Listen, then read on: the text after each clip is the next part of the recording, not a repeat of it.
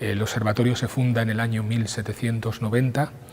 y ya tan pronto como en 1796 se encarga la construcción de este telescopio a William Herschel en Inglaterra. O sea, la idea que se tenía desde la fundación del observatorio era que el nuevo observatorio habría de contar con el mejor telescopio que fuera posible.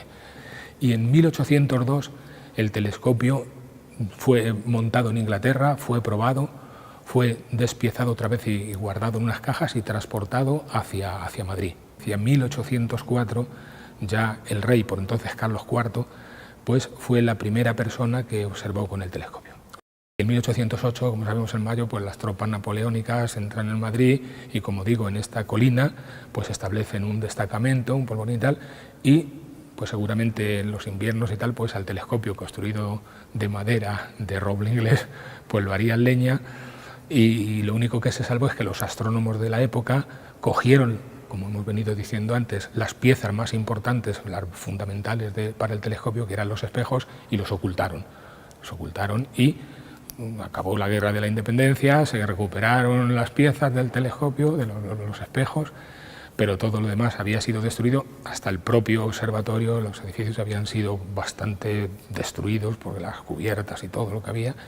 y ahí permanecieron durante años y años sin utilizar. La reconstrucción fue en los últimos años de los 90, ¿no? Cuando ya, digamos, hubo una recuperación económica en España y fue posible el hacerlo, ¿no? Entonces el proceso fue a finales de los 90, el telescopio acabó construyéndose hacia 2003, o sea, ya abierto con el pabellón y tal, que fue el último que se hizo, y el proceso que se siguió, yo lo que lo pensé era, ya que teníamos las piezas más importantes, que eran los dos espejos originales de bronce, y además teníamos los planos, que son los que decoran las paredes de este recinto, los planos originales de construcción de ese telescopio, que se habían salvado a lo mejor dentro de lo malo, porque como el telescopio tuvo una vida tan breve, los planos no fueron modificados, ni cambiados, ni retocados, ni nada, por modificaciones que se pudieran ir haciendo en el telescopio, y se guardaron, se archivaron, y hasta, como digo, hasta los años 90 del pasado siglo, pues ahí permanecieron guardados en la biblioteca. Entonces teníamos las piezas fundamentales y teníamos los dibujos originales para construirlo. Entonces, yo siempre tuve, desde que entré en este observatorio, la idea de que sería una cosa muy bella y muy interesante desde el punto de vista de la historia de nuestra ciencia, que es mucho más importante de lo que en general se piensa en España, pues como digo, era llegar a hacer una reconstrucción del telescopio. No se podía hacer una réplica porque, como antes he mencionado, la madera original, por ejemplo, era de roble inglés. Eran robles que tenían 12 metros de longitud los troncos, que estaban secados durante decenios para que no se tuvieran deformaciones, y claro, ahora no va uno a conseguir esos troncos de ninguna manera, no va a cortar robles ingleses de 12 metros.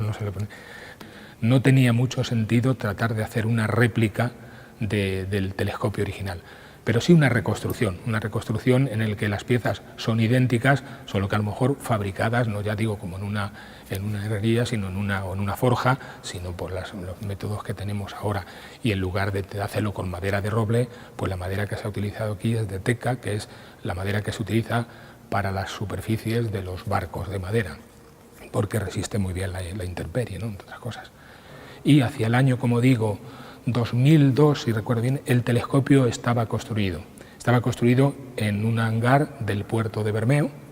y pasó un poco como ocurrió en 1796, cuando se encargó en Inglaterra, que primero se montó en Inglaterra y estuvo ya un tiempo montándose y viendo que funcionaba antes de trasladarlo a Madrid. Pues en este caso de la reconstrucción estuvo en el puerto de Bermeo, no de Bilbao, durante 1 o 2 años, entre otras cosas esperando que se construyera el pabellón este de Fernández Alba que lo alberga. Y bueno, pues esa fue la razón por la que la conservación de los espejos originales y la conservación de los planos pues permitió, digamos, recuperar este telescopio, que debo decir que historiadores de la ciencia, catedráticos de historia de la ciencia de distintos países, en concreto, por ejemplo, de la Universidad de Oxford, pues se han quedado, digo Oxford porque fue el que el telescopio fue construido en Inglaterra y con elementos ingleses, pues se han quedado maravillados de que se pueda contemplar tridimensionalmente, no con dibujos o no parcialmente unas piezas, un telescopio como este tipo. O sea, en lo que es desde luego una pieza única en el mundo que no es que lo diga yo, pero que todo el mundo a la vista está, se queda verdaderamente sorprendido, el mejor telescopio del mundo.